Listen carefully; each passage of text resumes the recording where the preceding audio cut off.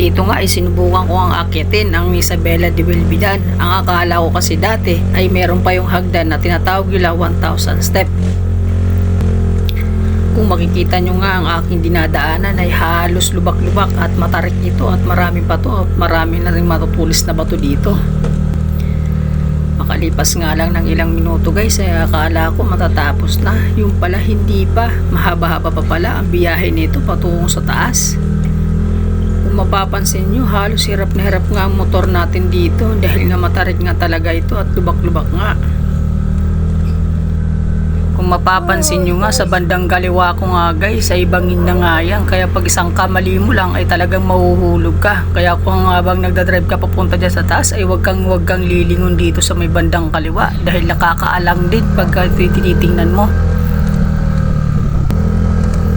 Nakarating na nga tayo sa medyo patag. Ang akala ko talaga ay dire-diretsong patag na to, pero hindi pa pala. Meron pa pala siya talaga tayong dadaanan na medyo mas matarik pa dito. Pagkarating ko nga dito guys ay talagang pahirap ng pahirap ang paakyatan dito dahil yung mga bato nga ay nagkalat, kaya umi-slide ang gulong natin sa likod dyan, kaya yung motor natin ay hirap na hirap nga talaga umakyat. Ang akala ko nga dahil mahuhulog na tayo dyan dahil wala nga barikada dito, kaya nakaalang talaga umakit ang mga motor dito. Kaya nga pa sa mga gustong umakyat dito ay doble ingat tayo dahil walang bakod ang kaliwat kanan nitong mga bahagi ng kalsada, dahil isang kamali mo lang talaga ay pwede kang dumire-diretso. Sa wakas narating na rin natin dito ang tuktok ng Isabela de Bilbidan.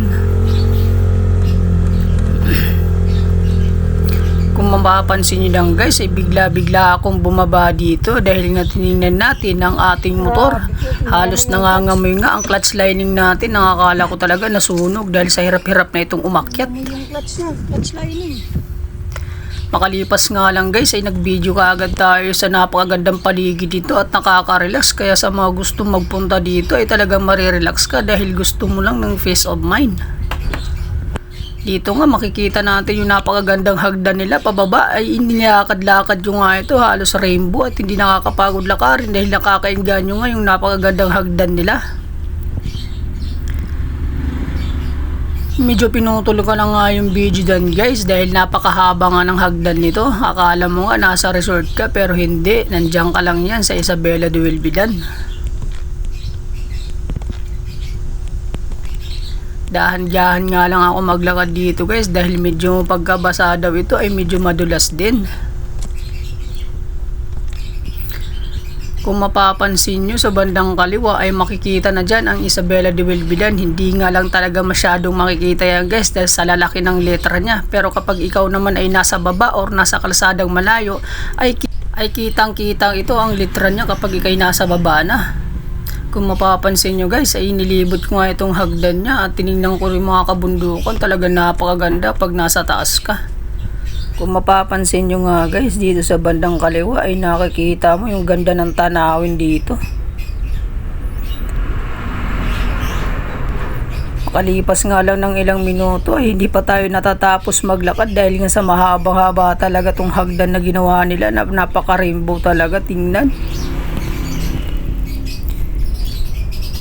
Kung mapapansin nyo nga guys, yung litra na nakalagay dyan ay hindi mo mababasa dahil sa sobrang laki nito.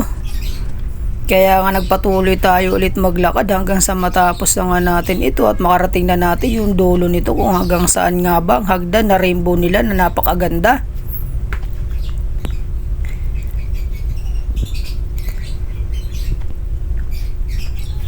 Hingal na hingal tayo nito dahil sa haba ng hagdan. Kung titingnan nyo yung hagdan guys, hindi yan ang tinatawag nilang 1,000 step.